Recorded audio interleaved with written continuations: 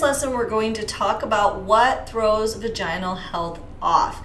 There are infinite, or what seems like infinite, things that can throw off our health in our vagina. And some of the most common ones would be things in our environment that are toxic, whether it be the things that we're putting into our skin that go into our bloodstream that also affect our vagina, whether it's direct, such as like a douche. And let me tell you a little story about that. When I was really young, I got my period, and of course it came with a different smell, and I wasn't used to that. And then I saw some commercial, I think it was like a Summer's Eve or something like that commercial. And so I was like, oh, I think I need to douche. I think I need to do that. And I did. And I didn't realize that that's something I didn't need. It was just my body was changing, and so it was a new odor that I wasn't, used to. And B, I didn't realize at all how disastrous of an effect that could have on my vaginal health. So with douches or anything else, what that does is it invites a different fluid and a different acidity and bacteria into your vagina, which is a very delicate and sensitive organ that you want to keep free of these foreign fluids or objects, because your body, like we talked about in the last lesson, it knows how to maintain its vaginal health. It does that naturally on its own. And so when we invite these other things that aren't a part of that symbiotic system that was naturally designed in our bodies, well, we can have a lot of things go wrong. And it definitely was the case for me. It ended up causing like a yeast infection and all of that, because things like yeast infections or vaginitis can often start from a douche or some other foreign substance or thing that you invite into your vagina. So if it's direct like that, what it's doing is throwing off that balance of the flora and the fluid that we talked about in the previous lesson. And now your body is working to get rid of that extra thing that you added to it that's not natural. So douches, even soaps, unless they're specifically made for the vagina or they're completely natural, you shouldn't be using them. You actually really only need to use water to clean down there. And a lot of people don't know that because their vagina is not healthy and it's thrown off, and so they're using stuff to try to cover that up.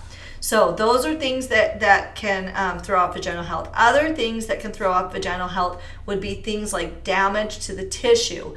And a lot of women these days have something like I have, which is endometriosis, or they have cysts, or they have some other scarring or issues that are happening in the vagina. And these can scar and tear and make issues with the vagina, especially in the tissue, and it can damage the tissue.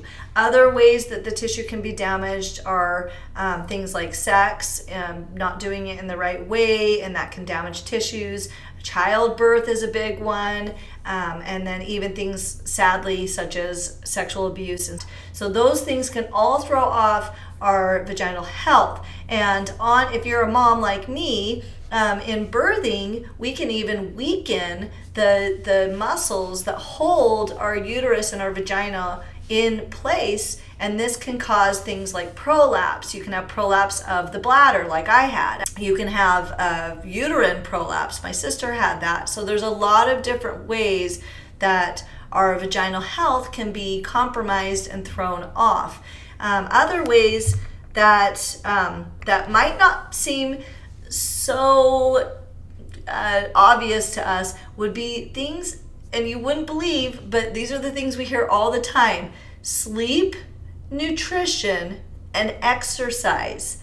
And I'm not even kidding, because our bodies are symbiotic, those three things are probably some of the biggest culprits of throwing off our vaginal health, besides the environmental toxins and things that we were talking about. So nutrients would actually be, or food would actually be another environmental toxin that we're putting into our body that's affecting our vaginal health. Again, everything you put in your body, you are what you eat, does affect every little operating system, every little process, every little organ, every tissue that's in your body. It will affect it to some degree.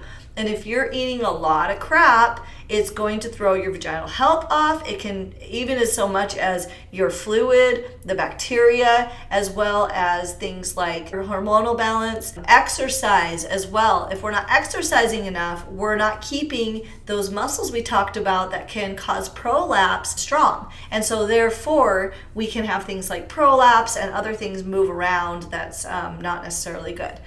Another thing would be sleep, because sleep is directly connected to our bodies, but specifically neurotransmitters in the brain that are also responsible for our hormonal balances, and this can throw off our hormones. And now we're having hormonal imbalances like stress and depression and anxiety, disorders that can kick in because of our hormones being off, all because we affected our vaginal health.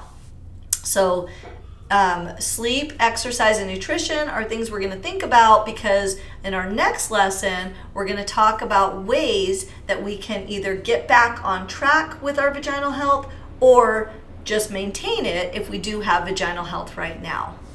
See you then.